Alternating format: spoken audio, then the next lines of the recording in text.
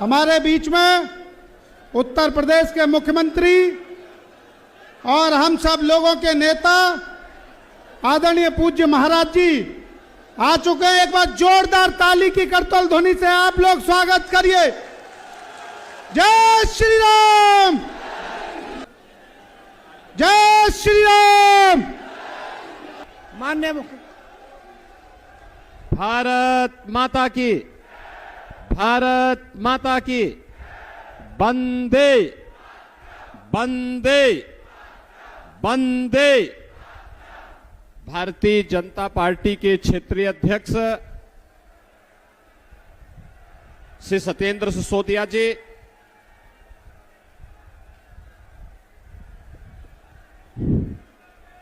लोकप्रिय सांसद,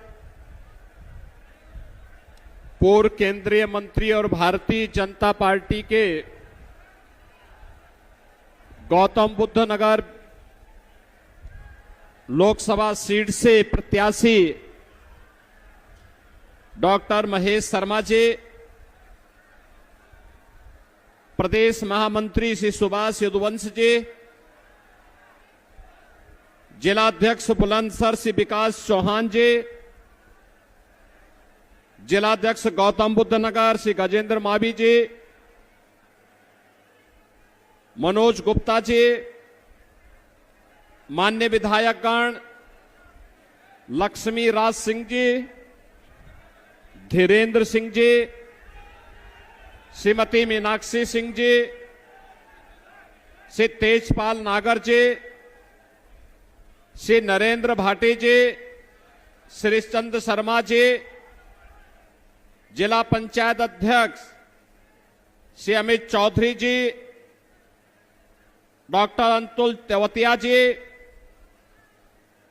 जनार्दन भाटी जी, पंकज प्रधान जी, पूर्व मंत्री श्री मदन चौहान जी, श्री आरपी सिंह जी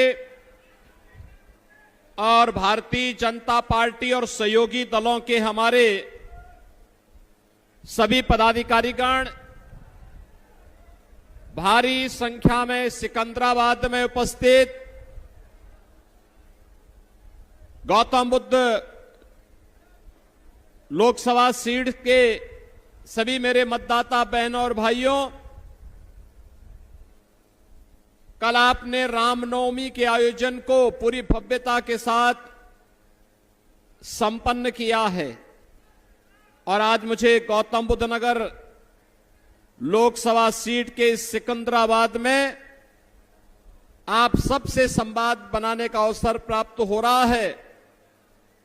इस अवसर पर मैं आप सबका हृदय से अभिनंदन करता हूं, स्वागत करता हूं। बहनों और भाइयों, पूरे देश के अंदर लोकसभा का चुनाव चल रहा है। पहले चरण में पूरे देश के अंदर अलग अलग राज्यों में कल मतदान होगा और दूसरे चरण में गौतम बुद्ध नगर की इस लोकसभा की प्रतिष्ठित सीट पर भी मतदान करने का अवसर आप सबको प्राप्त होगा। बहनों और भाइयों, आप आज एक नए भारत में हैं। जो लोग 2014 के चुनाव के साक्षी हैं, वे लोग इस बात को जानते होंगे 2014 में कैसा भारत हमें प्राप्त हुआ था। उनका यह दायित्व बनता है कि वे अपनी वर्तमान पीढ़ी को बताएं भी, जो नवोदित मतदाता हैं उनको भी बताएं कि 2014 में एक ऐसा भारत था जिसमें परस्पर अविश्वास था, लोगों के मन में आक्रोश था, लोग इस बात के लिए आशंकित थे कि क्या होगा हमारे भारत का। दुनिया में सम्मान घट चुका था, सीमाएं सुरक्षित नहीं थी, देश के अंदर कहीं आतंकवाद, कहीं नक्सलवाद, कहीं अलगाववाद सिर चढ़ करके बोल रहा था। विकास के कार्य ठप पड़ चुके थे। देश की सभी संस्थाओं में भ्रष्टाचार चरम पर पहुंच चुका था। युवा निराश था, किसान आत्महत्या कर रहा था, महिलाएं असुरक्षित थी और गरीब कल्याणकारी योजनाओं पे डकैती पड़ रही थी। बहनों और भाइयों, हमने बदलते हुए भारत को देखा है। 10 वर्ष में दुनिया में सम्मान बढ़ा है, सीमाएं सुरक्षित हुई हैं, नक्सलवाद और आतंकवाद की समस्या का समाधान हुआ है। हमारे भारतीय जनता पार्टी और भारतीय जनसंघ के समय से हमारे पदाधिकारी नारा लगाते थे कि जिस जहां हुए बलिदान मुखर्जी वह कश्मीर हमारा है। लेकिन बहनों और भाइयों, डॉक्टर श्यामा प्रसाद मुखर्जी जी का बलिदान कश्मीर में 2 विधान, 2 निशान और 2 प्रधान की व्यवस्था को समाप्त करने के लिए हुआ था। और कांग्रेस ने समस्या दी थी, जिसने आतंकवाद फैलाया न जम्मू कश्मीर में, न केवल बल्कि पूरे देश को आतंकवाद की चपेट में ला दिया। रोज विस्फोट होते थे, निर्दोष लोग मरते थे, व्यापारी तबाह होता था, परिवार के परिवार तबाह हो जाते थे और एक कांग्रेस के लोग तमाशबीन बने रहते थे। एक भी बार ये लोग आतंकवाद के खिलाफ बोलने को तैयार नहीं थे। और बहनों और भाइयों, आज आप देख रहे होंगे कश्मीर में धारा 370 समाप्त हो गई। महिलाओं की गरिमा की रक्षा करने के लिए 3 तलाक की कुप्रथा समाप्त हो गई। बहनों और भाइयों, इंफ्रास्ट्रक्चर कैसे होना चाहिए, ये सिकंदराबाद सबसे नजदीक है जेवर के, और जेवर में बन रहा अंतर्राष्ट्रीय एयरपोर्ट आपके सामने एक उदाहरण है। बहनों और भाइयों, एशिया का सबसे बड़ा एयरपोर्ट आपके पास बन रहा है। इसका सर्वाधिक लाभ तो सिकंदराबाद और जेवर को ही होने जा रहा है। यही लोग सबसे ज्यादा लाभ भी लेंगे। हां, अर्थव्यवस्था प्रदेश और देश की इसके माध्यम से सुदृढ़ होने वाली है।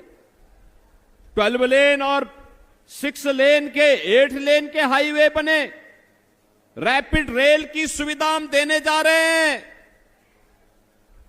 मेट्रो आ रही है।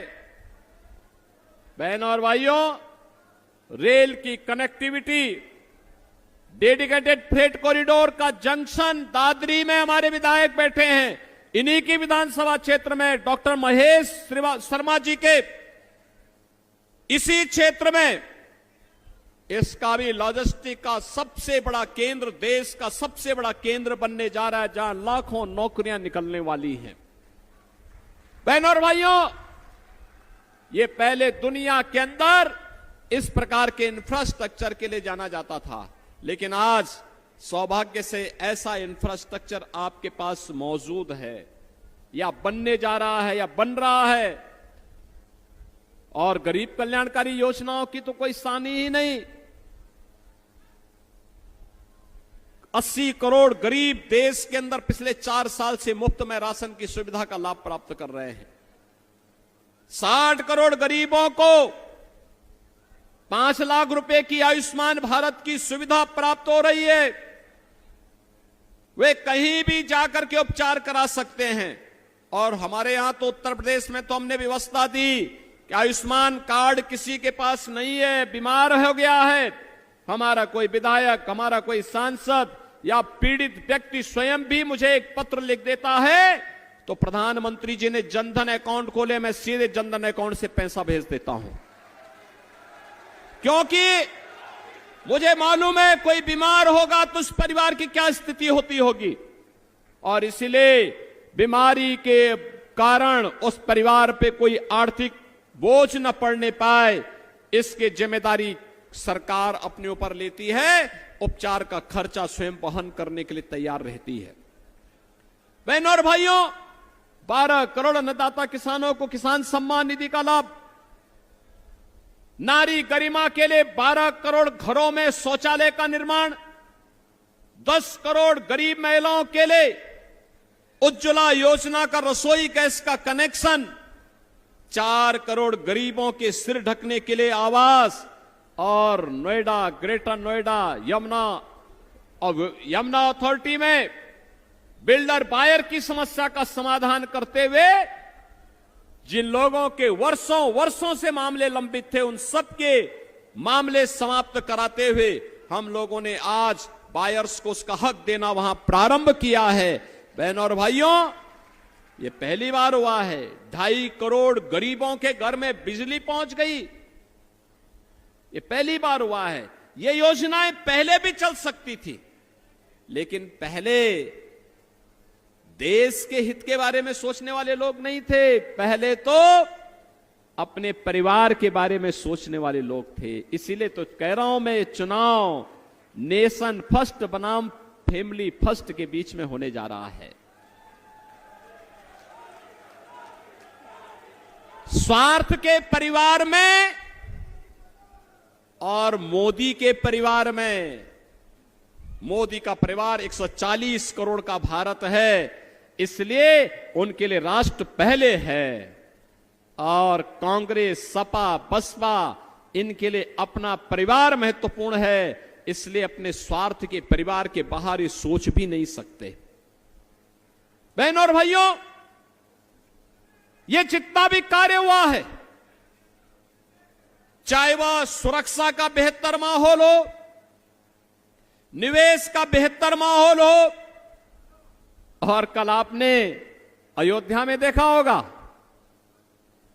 500 वर्षों के बाद रामलला को भी अपने जन्मोत्सव के आयोजन को अपनी जन्मभूमि पर बनाने का अवसर प्राप्त हो गया, और सूर्यवंशी राम को भगवान सूर्य की किरणों ने तिलक करते हुए, अभिषेक करते हुए भी आपने देखा होगा। संपूर्ण सनातन भारत आलोकित हो रहा था, उस आभा से आलोकित हो रहा था।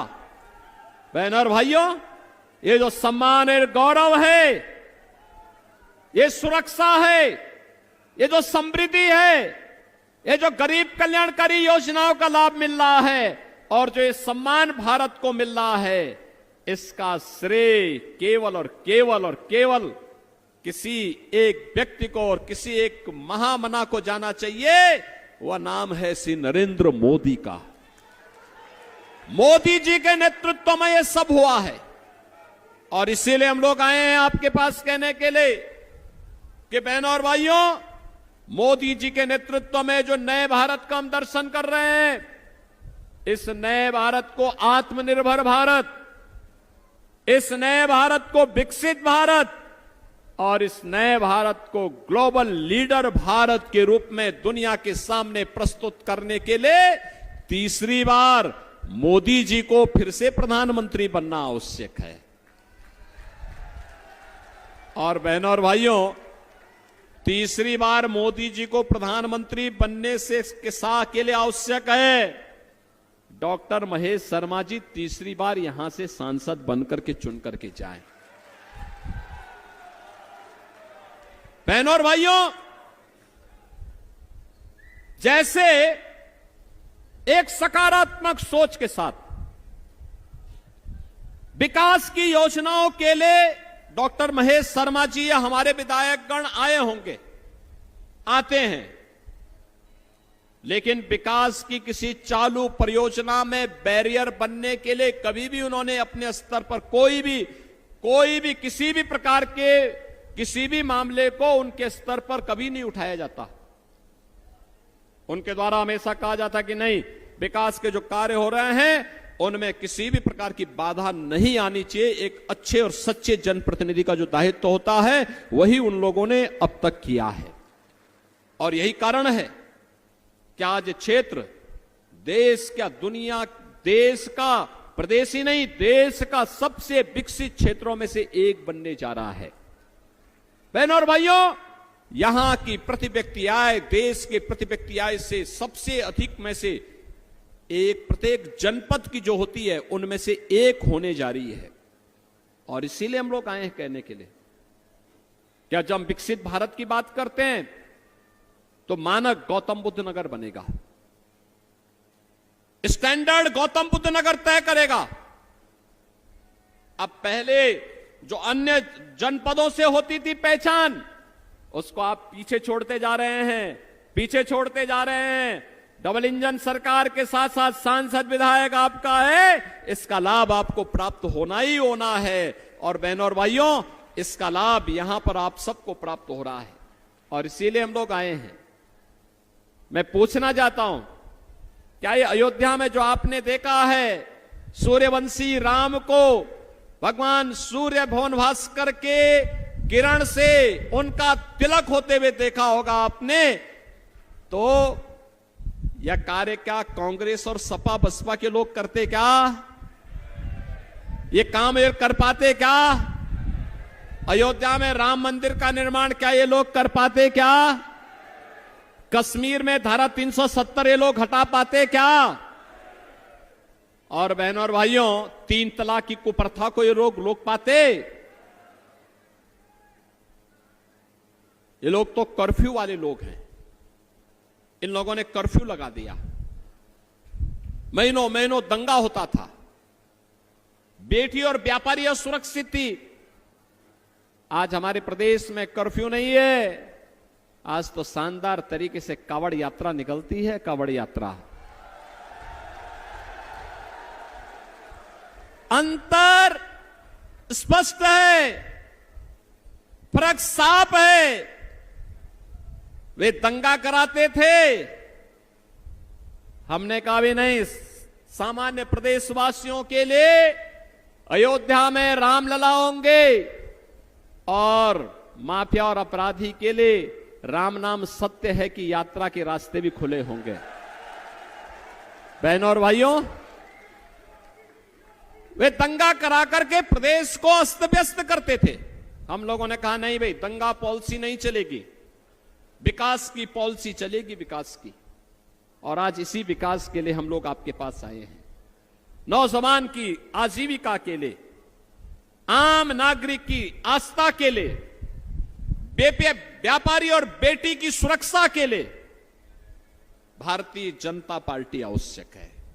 और भारतीय जनता पार्टी सरकार के लिए मोदी जी तीसरी बार प्रधानमंत्री बने और गौतम बुद्ध नगर सीट पर तीसरी बार डॉक्टर महेश शर्मा जी सांसद बनकर के चुन करके जाएं, इसी के लिए अपील करने के लिए मैं आपके पास आया हूं। बहनों और भाइयों, बड़े उद्देश्य के लिए हमें स्थानीय उन विवादों को समाधान करना होगा। चुनाव में लोग आएंगे, तमाम प्रकार के लोग आएंगे, कोई जाति का सहारा लेगा, कोई क्षेत्र का सहारा लेगा, कोई तमाम अन्य सहारा लेगा। उस समय सबसे कहना कि भाई देखो, चुनाव के बाद आ जाना। आज तो हमारे पास एक ही कार्य है और वह है एक राष्ट्रवादी और विकास परक सोच वाली हमें सरकार चाहिए। और उस सरकार केवल मोदी जी दे सकते हैं। वह केवल कमल के फूल से ही संभव हो पाएगा। हमें कमल के फूल के बारे में सोचना है और कमल के फूल के लिए ही आप सबसे अपील करने के लिए आज मैं यहां पर सिकंदराबाद में मैं आया हूं। बहनों और भाइयों, चुनाव के दौरान यह भी संभव नहीं हो सकता, बहुत बार होता है। हर व्यक्ति की अपेक्षा भी होती है कि प्रत्याशी हमारे द्वार में आ जाए, संभव नहीं होता। एक प्रत्याशी के लिए बहनों और भाइयों 2000 से अधिक गांव होते हैं और 14 दिन का केवल चुनाव होता है। 14 दिन में इसी में संगठन की बैठक भी, इसी में व्यवस्था की तैयारी भी, इसी में बैग भी तैयार करने होते हैं, इसी में और भी तमाम कार्यक्रम होते हैं, सभाएं भी हो गई और तब भी घर घर प्रत्याशी जाए, यह संभव नहीं होता। 5 साल दौड़ाइए, 5 साल बुलाइए। चुनाव के दौरान बहनों और भाइयों, आप सबको ही डॉक्टर महेश शर्मा बनना पड़ेगा सबको। इसीलिए मैं अपील करने के लिए आपके पास आया हूं। और बहनों भाइयों, इसीलिए घर घर जाकर के 26 अप्रैल तक चुनाव में कुछ गर्मी बढ़ेगी। और इसलिए बहनों और भाइयों, मैं आपसे अपील करने के लिए आया हूं। मतदान, पहले मतदान होना है। कल पहले चरण का होगा, दूसरे चरण में आपको मतदान करना है। और मतदान के लिए सर्दी, गर्मी, धूप, किसी की भी परवाह के बगैर, लू की परवाह के बगैर हमारा प्रयास होना चाहिए। पहले 3 घंटे में ही 50% से अधिक मतदान हम अपने स्तर पर करवाने की तैयारी कर लें। सहमत हैं? सहमत हैं? मोदी जी को फिर से प्रधानमंत्री देखना चाहते हैं? देश को सुरक्षित रखना चाहते हैं? भारत की आस्था का सम्मान करना चाहते हैं? युवाओं की आजीविका को सुदृढ़ करना चाहते हैं? विकसित भारत बनाना चाहते हैं? डॉक्टर महेश शर्मा जी को इसके लिए चुनाव जिता के भेजना पड़ेगा। सहमत हैं? सभी लोग सहमत हैं? तो कमल चुनाव चिन्ह पर घर घर जाने का दायित्व मैं आपको सौंपता हूं। आप सब सहमत हो तो मेरे साथ बोलेंगे, भारत माता की, भारत माता की, भारत माता की।